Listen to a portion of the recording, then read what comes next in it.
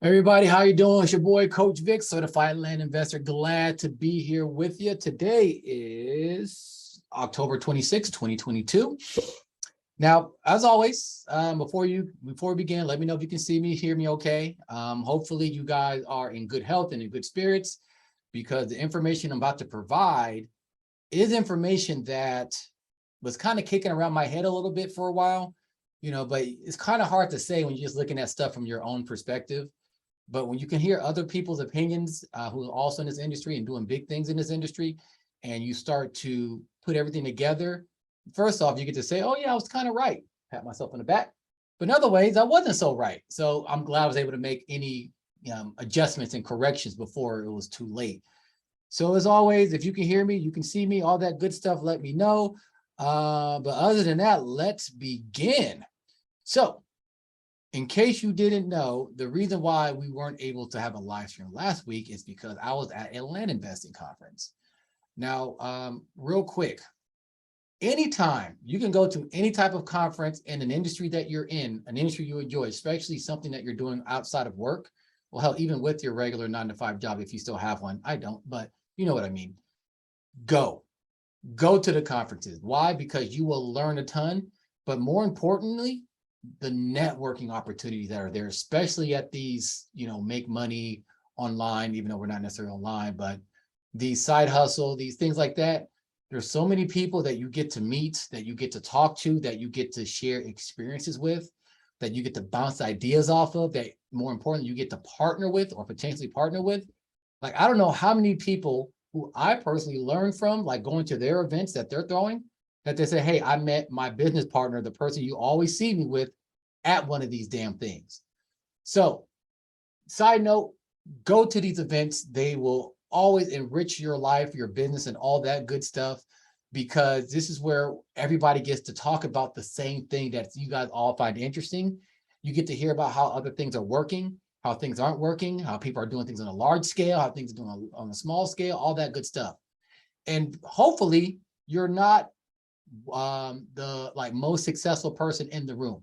I know how the ego wants you to be that most successful person, but in reality, you want to be the least successful person in the room. Obviously, successful enough to be in the room and to have people give you respect and not treat you like a commoner. But you want to make sure that you're around people who are doing it better than you, faster, with more money, all that stuff, because now you have nothing to look up but it's up. And that's what you're shooting for, to get to those levels. And it shows you, wow, not only is it possible, not just because I said so, but I'm seeing it live. I'm seeing somebody who's doing it. And at this conference, the energy is so great. They're going to give me the blueprint. They're going to give me the couple of tweaks I need to get to their level. So, side note, go to these damn conferences. Anyways, as I was saying, because I was at one last week, we didn't have a chance to do the, what's it called? This live stream. So during that conference, I've learned a lot, and a lot of changings are coming to the land investing industry. Now, this is not new. The industry changes a lot. I got in 2016. It's much different now than it was back then in 2016. In fact, let me tell you a little bit more about 2016. So when I first got in it, this was such a small niche that no one knew about it. No one cared. This is back when you can buy a desert square and everybody would make money off the desert square. This is back when there was only a handful of people teaching this stuff, and the way they would teach it was kind of like, it was it made sense at the time. A very simple video course, a couple of templates, but the blueprint of how people were teaching and actually coaching wasn't really there yet. People are still figuring it out. And a lot of these courses that people put together, they were just pre-recorded phone calls, or pre-recorded recorded, like, it wasn't Zoom, it was WebEx sessions and things like that. It wasn't like, hey, I'm gonna put a PowerPoint together and show you the game. It's, hey, I had this great conversation with somebody. I think this will be good for the curriculum, so I'm gonna add it. And then because of that, there's a lot of holes in the information. There's a lot of what's the word? I wouldn't call it misunderstanding. It just wasn't complete. It wasn't as good as it could have been. And now when you're out there in 2016, since there wasn't a lot of people doing this, there wasn't a lot of competition out there. So even in the newbie infested areas, there wasn't a lot of people fighting over that stuff. So you can be in those areas that are easy to get information for, easy to buy for cheap and all that, sell for terms. And you didn't have a ton of people competing with you. Like it felt like you can get the county all to yourself. Now, was that true? No, but it felt that way because only people who were doing it were the very experienced pros and a handful of newbies who decide to do this as opposed to affiliate marketing or whatever else was hot in the streets at the time, you know, getting a blog or something stupid. Now it's different. A lot of you guys know. And if a lot of you guys, if any of you guys that came in during the pandemic, unfortunately, we're going back to those earlier days in certain ways. Obviously, the competition is going to be there. That's not going away. In fact, more and more people are getting into land investing, and you don't got to take my word, but you can see it for yourself. Hell, look at this group. This group grew fairly quickly, and it's not like I'm like marketing the hell out of this group or anything. It's just land investing is one of those things. So you're seeing the competition, but during the pandemic, and got to be fair, Clint Turner from Learn.land, it was his event, and he kind of mentioned this, and this is kind of what I was thinking because I'm running this group. Back then, it took more effort to sell back in the early days, or my early days. It wasn't early as a land investor, but in my early days, it took more effort to sell. That's why in my curriculum, I have a whole like game plan and step-by-step guide to sell your property, because just putting it on Facebook Marketplace and calling it a day may have worked in 2020, 2021, when the pandemic was in full swing. That's not going to work that much longer. I mean, yes, you'll still use those avenues, but that's not going to be the thing that sets you apart. All right, especially when more and more competition comes in. So as I was saying, like now things are going to be different because not just the competition, but things are going to be different because you got to actually know the game to actually make money here. You can't just come out there and wing it and expect things to happen. So with that said, let me talk about a few ways that you can prepare yourself for the upcoming, I guess, market correction, and how you can help yourself stand out from the pack. All right, that sound good to you? Okay, great. So check it out. Right now, we understand that we're in a recession. Some people say we're not in it yet. Some people say we're heading to a depression. But long story short, the economy is not great. Inflation's through the roof. More and more of the Feds are going to have to change the interest rate for borrowing, giving money to banks and all that, just so we can kind of get this inflation stuff under control. And some people have asked me, hey, so how do you think that's going to affect the land industry? Well, in my personal experience, anytime the economy went up or down, it didn't really affect land. Like land was totally unaffected because it's not like a lot of people can go out there and get a mortgage for a piece of land property that you have. In fact, most banks look at land as a risky asset. Why? Because they just don't understand it the way we do. So they don't give people money for mortgage like they do for houses. This is why you can go on your phone and use Rocket Mortgage, right? I was going to show you my phone like I have Rocket. I don't have Market Mortgage on here, but you can use like a Rocket Mortgage, or there's a bunch of different places where you can get a mortgage from your phone, or get at least pre-approved in seconds. There's nothing like that for land. So those rates don't affect us in that same way. However, because we're going through that recession and we have this inflation and all this other stuff that's going on, guess what? People buying power is less. Their dollars aren't going as far. They need to have they have to spend more to buy food and pay rent and things of that nature. Now, if you're dealing with a lower income crowd, if you're selling the desert squares, if you're selling property that, I don't know, is less than like $8,000 in general, around 8 to 10 and that and below, those are the people who are going to be hit hardest, who are actually going to, go through a potential job loss situation, who may not have what it takes to purchase a property. Now, sure, a lot of people in that market will say, oh, I'm looking to move. I want to live in my trailer. I want to do this. I want to do that. And that may be all true. But to do that, they need money. So not only do they need money to buy your land, they need money to buy their trailer or their RV or their tiny home or whatever it is. They need money to level, clear, get the permits, get the water, power. They need money for all of that. during the pandemic when we had those stimulus checks and people were able to work from home and all these other things, that can happen. Hell, when you're able to work from home, you still had your job. And then you go like, hey, you know what? Maybe I don't need to live so close to the office. Maybe I can get a little rustic piece of my own Americana and do that. That's over. That's over. In fact, you're probably seeing more and more articles out there how a lot of companies want people to come back into the office. And I knew this was going to come. Like, yes, we have the ability to work outside the office, but the way we are as humans, we like to be social. We do better. Well, I'm not going to say we do better. I guess health-wise, we can do better if we're more social and we're around people. We can, talk. That's just how we're built. That's how we're wired.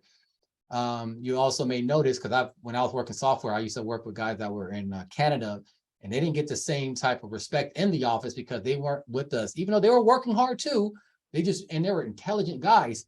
They weren't in the office with us every day, coming in, battling it out with the, with the work that we had, et cetera, et cetera. So they don't get that same look. So anyways, people are coming back. They're getting forced to come back to the office. So now those remote parcels and things like that people are trying to hopefully live on, less people are going to be in the market for those. All right. So how do you prepare if that's the market you are? Well, number one, you got to get the property cheaper. You guys saw my meme that these damn newbie investors, their damn offers are too damn high. You saw that meme I put in there. My memes are kind of cool. The reason why I put that is because I've been seeing this for a long time. A lot of people are overpaying for property. What happens when you overpay or at least put these giant offers in front of these owners? They think that their land is a gold mine, that, everything is worth so much more money than it is, that, oh my God, look at all these offers that are coming in, all the money they're offering me. Oh my God. And then they play hard to get when you come with a realistic offer. Well, it's realistic and for land investors, it's not necessarily retail. And they turn their nose up at you. Well, the people who are doing that, they're going to be in a world of hurt. You know why? Because since the prices will go down because a lot of people already have property and a lot of people won't be buying on the other end because of, the job loss and things like that I was talking about, they have to sell for a loss. And some people have over leveraged themselves. And so they're going to be ruined, maybe not ruined where they're, destitute, but like, damn, I put in a couple of grand in this land stuff and now I'm paying even more than that just to get, I'm losing so much money. They're out. They're out of the game. Their mailers that they're sending is not going to be as effective because they can't send as many, or again, their cookie cutter approach that everybody else is doing is just not going to work. So you got to make sure you're getting your properties cheaper. Now, with that said, if you're still going to do the infill lots, right, you got to get them so cheap where if they don't move as quickly as you expect them to, and I guarantee you, they're not going to move as fast as they used to, at least for a little while, you're not hurting, right? If you bought a property for $80, $100, and it doesn't sell right away, you ain't tripping, right? Sure, you want it to sell, but it's $100, you'll be fine. Now, if you bought that same property for $2,500, right? It's a problem, especially if you're going to sell it for $3,000. So the overpaying for property and just throwing it up on Facebook Marketplace during the pandemic, that shit's over. That shit's over. If it ain't over, it's going to be. So you got to start making that adjustment. So far, is this making sense? You guys getting this? Let me see if we have any comments or anything like that. So far, so good. I think we're good. All right. Next thing you want to do to prepare for this, I don't know what to call it, this correction, I guess, double down in the areas that you're in. It doesn't make a lot of sense at this point to try to spread out and try to get all these different counties and towns. There's probably an area that you've done very well in. Probably, it's not even just an area, it's probably one subdivision in general. Maybe not a subdivision, maybe it's a general area that's not even a whole part of town. I recommend doubling down there. How do you double down there? That's easy. More mailers there. More strategic mailers there, right? And then you got to use a different template than you've done. So what do I mean by more mailers? I mean, there's only a certain amount of people in a certain region, right? Well, if you use the same template that everybody else, hey, I want to buy your property, I'm an investment company, this is the offer, sign this and return it, all that, and it looks like everybody else's, you're just going to get thrown in the trash heap, or you're going to be in a pile of other people, and they're not going to recognize you from anybody else. They just see another offer. However, when you're in a certain area, not only does your mailer need to look different, you need to follow up that mailer with a second mailer and a third mailer until you get a response. And that second mailer should look different than the first, which looks different than the third. You can't keep sending them the same shit over and over again, expecting people like, aha, I'm ready to call. That doesn't work. I'm not saying it doesn't work. It's not as effective as it could be by sending them something different. Now, I don't know about you, but I've actually tried to get some like personal loans and business loans online just to see if they give me the money. And whether they give me the money or not, they didn't give me the money. They will always send me more and more direct mail stuff. And every single time, whether it's a brochure or a little letter or whatever it is, they put it in a different envelope. They make it look like a Priority Express envelope 1 minute. It makes it look like a paper, a brown envelope. The next time they send something, they send something that looks like a FedEx envelope. They send something that looks like, you know, a bill. They mix it up every time. And I know who it is because they don't put the company name on the outside, but I know it is. But I'm so intrigued, like, damn, these guys are really trying hard to get my business. Even though they're the one that didn't give me money, I still open it. I still read it. So you can take that same lesson because they don't do that if it doesn't work. These are large companies with a lot of money at their disposal. They don't just waste money on mailers just because. They do what's effective. So I'm going to tell you to do the same thing. Mix it up. Follow up with that person. Send a mailer to them every month. Make it a little bit different. Maybe every 3 weeks if you have the budget for it, right? You don't stop until you get that person calling you on the phone and you guys are trying to hammer out a deal. Is that making sense? Great. Now, you might be thinking like, well, who should I be mailing that much? That sounds like a lot. And if you're right now doing the pray and spray, or the spray and pray, excuse me, spray and pray, basically a shotgun approach, but I call it to my students, where you're trying to get an offer out to everybody and you're just seeing who's going to give you something back. That switch up, new offer, new mailer, new letter type of deal, it'll work. It's just going to be a lot more expensive for you, a lot more expensive. So when you double down in your area, what you need to do when you're trying to change things up is to make sure that you're very strategic and specific with the people you're targeting.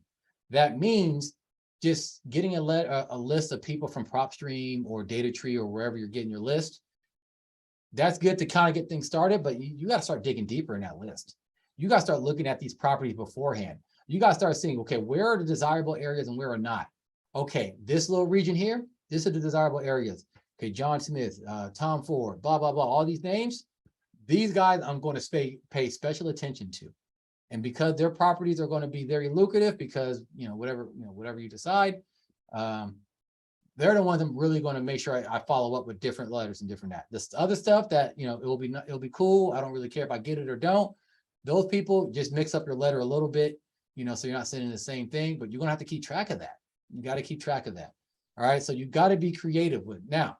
Once you are talking to sellers, the next thing, you got to be not just creative with your offer to get them on the phone with you. You got to be creative with how you guys do the deal. Now, a lot of you guys, I think it was an email or something I mentioned where some people go out there, they try to get the easy deals and they move on to the next county instead of, digging deep. You don't want to do that. Why? Because right now sellers still think it's the seller's market. It's not. Again, they're getting a bunch of offers from a bunch of newbies that are overpriced. They're thinking, oh yeah, this person offered me this. This is exactly how much I can get. Not how it goes. They don't know that. So you're going to have to actually get in there, get deeper to negotiate better, and certain deals that you would have passed up because they're a little too complicated, title issues or whatever it is, then you got to figure out a way to do it. The people who can figure out those deals, they're the ones that are going to make money in this correction. The ones who can't, who don't want to learn, who are afraid to take risks, they're the ones that's going to be flat on their ass because they couldn't make the adjustment. That making sense, right? So let me recap. First, you got to get the properties cheaper. Second, you got to double down on the areas that are working for you, right? More mailers, make it strategic, change them up and all that. Once you are on the phone with them, be strategic with be creative with how you're getting these deals going. All right. And the last thing I will say, a little bonus part, you got to start to develop relationships, especially with your buyers or people who are leads who are looking to buy property from you at some point, whether they bought or not. You got to start to develop a relationship. How do you do that? Well, one way that's very popular, email marketing. Not everybody's a good email marketing, person, but you got to actually be able to communicate with this person on the regular so they don't forget you. And how do you do that? What do you say? Well, in this industry, it's pretty easy. Every time you get a new property available, whether it's in their area or not, you let them know, hey, I got another one, just letting you know, give me a shot. If you see if you want it, I'll give it to you for cheap. So if I don't have to market to anybody else, right? Most people are going to, well, depending on what you got and who you're talking to, they may or may not want it. But that's not the big deal. The big deal is that you keep looking out for them. You keep talking to them. Understand who that person is. So you can send them other information besides, hey, buy shit from me.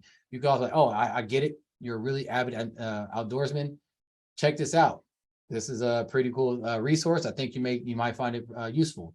Or, hey, I want to get into the things that you're into. I see this resource. Do you think this is any good? Should I look at this resource, read this book, follow this person? Or is there somebody else, right? You develop those relationships because buyers, again, people are going to have less money to buy on land. And right now, land isn't like some necessity. It's a luxury because most people aren't just going to move from where they are right onto the plot of land. Again, you need money to develop it and all these other things. So the point is this, you develop these relationships. When it's time to sell, you have a more, the following may be smaller, but you have a more devoted and dedicated buyers list who's ready to buy land from you if you get something in their price range and it fits the features they need and all that other stuff. Hell, even in the meantime, even if you can't sell land, you might be able to sell them something else with an affiliate offer, right? But that doesn't happen if you don't develop a relationship with these buyers. Now, don't just treat your buyers as like some kind of like, I don't know, magic genie that's just going to give you money when you want it. They're human beings, just like you and me. So make sure when you're talking to them, it's a genuine interest in just making sure they're doing well. You may not give a shit about the things they're into, but you should give a shit about who they are, or that they're a human being and that you can potentially help them do whatever they're looking to do by you selling them property. All right. So with that said, those are a couple of ways. There's a lot more. All right. Like I gave you some great overviews and some high level concepts and ideas and certain things to look out for, but let's keep it real. Like it's not going to be enough to just do that and just figure it out. So let's see, when is the anniversary of this group is coming up? How many days? 1, 2, 3, 4, 5, 6, 7, 8, 9 days. I started this group on my birthday. So November 4th is my birthday. Give me a gift. Thank you. During the week of my birthday, I will have something special for you guys, a special opportunity, so to speak. Looking to actually get more people under my wing so I can train them personally in this business. Maybe I'll discount the price or something for the 2-year anniversary of this group and in the fact that I'm turning 41. So be on the lookout for that, whether you're watching this live or the replay. If you want to know, you want to get in early, let me know. I would definitely give you that information and let you know how that process goes. But in general, changes are coming. The recession and all that's happening, a lot of newbies flooding the market. It's going to be a perfect storm that if you can weather this storm, you're going to be in great shape and make a lot of money. If you get caught up like everybody else and, you kind of go with the emotions like everybody else does, like same thing with the GameStop stock and the AMC stock and all that, you're going to lose money. You're going to be worse for wear because of it. If you want to avoid that, you need to hit me up. We could probably work together, make sure you get a good customized plan for you, this land investing, and have somebody that's going to make sure you're going to run the damn plan. A plan does you no good if you don't use it. Having a coach in your corner to help you not just run it, run ideas, bounce ideas off of, get the help you need, making sure you don't make mistakes, making sure that the land that you're investing in is a good buy, things like that. That's what I'm here for. All right. So with that said, I hope you guys have a good week. Let's make sure that we keep on going because things may get tough for people. I mean, I don't have a crystal ball. I'm just kind of speculating, but they could get tough. If you do this right, you'll be okay. You will survive. You might even become richer because one thing you got to understand, the people who have money, the rich people, like really, really wealthy people, they love these downturns in the market because they're going to get all types of assets for a discount. All the people who ain't got no business buying stuff, they're going to panic. They're going to sell. They're going to use, let their emotions guide them. Where people who are wealthy, they're going to get even wealthier by buying these assets at a discount. Don't be like those who are going to panic. Have a game plan, follow the game plan, and you too can buy these assets on for pennies on the dollar, even cheaper than normal. And then, yeah, soon you'll be making out like bandits. All right, it's Coach Vic. Glad to be here with you. If you have any questions, you know how to find me. Other than that, peace.